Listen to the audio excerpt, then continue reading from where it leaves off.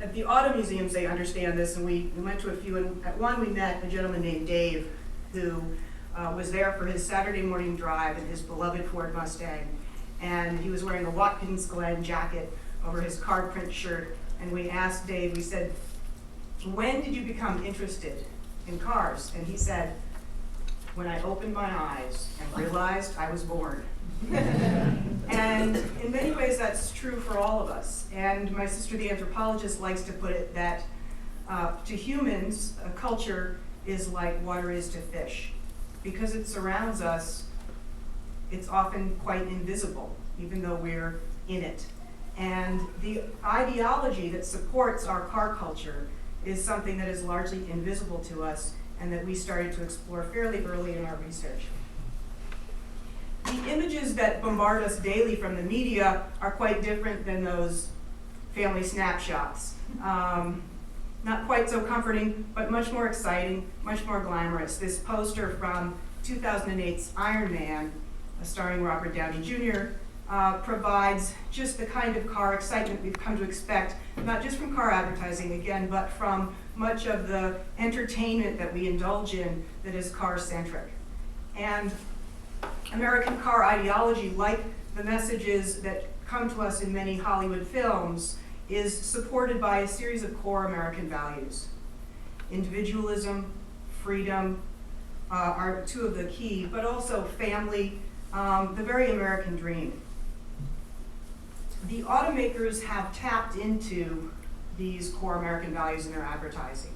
And year in and year out, we are exposed to tens of billions of messages from them, just in the advertising, let alone the marketing, the promotion, the publicity.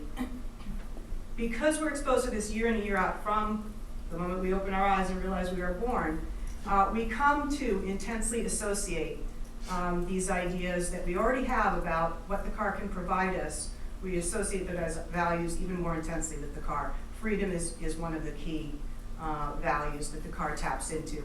And the iconic image of the lone car traveling wickedly, wildly, and freely down this empty roadway, no other cars in sight, is really an exhilarating image of freedom that we've imbibed. In daily conversations, we tend to talk more modestly about the convenience that the car provides. But over and over when we talk to people about the car, one of the things they said to us was, I just really like the idea that I can get into this vehicle anytime I want, whenever I want, and go wherever I want. It makes me free. And we truly do believe that the car makes us free. It can provide liberating adventures in the wilderness, as car advertising so often represents it. If you think of the dozens of model names, the Escape, the Explorer, the Expedition, the Quest, the Odyssey, we are being sent out on this grand adventure that is often to the supermarket. Because the breathtaking view that we tend to see is this one, the highway. Out your windshield, much more likely to see the brake lights of cars stopping and stopping you because of all of the values that the car taps into. It subverts those very same values. We are hardly free when you think that we spend 18 and a half hours on average a week in our vehicles as drivers or passengers. And if you calculate that as part of our waking lives, that's nearly 2 months of every year that we are sitting in our cars. That's the average. As a nation, in terms of mileage, 4 trillion miles are traveled by us a year. And that is quite an increase. It's about double what it was 25 years ago. But with the 244 million cars out on the road, we are rarely alone, even though we are often alone driving. And there are a few spots on the landscape that are without roads. Even the national parks are crisscrossed with roads and play host to traffic jams in the summer. Trapped in our cars, we are finding ourselves to be less free than we wished to be.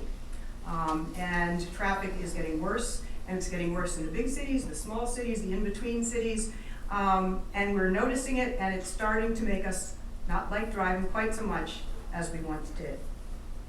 In fact, one of the audio executives that we spoke to said that Americans really like the idea of driving better than driving itself.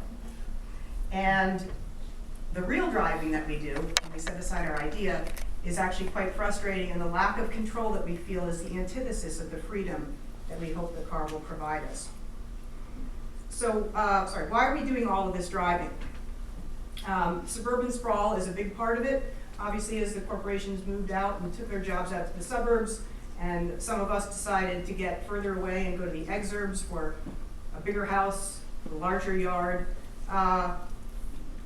we've found ourselves driving more to get to work. And a lot of people that we spoke to felt kind of helpless about this and said, what choice do I have? I have to get to work.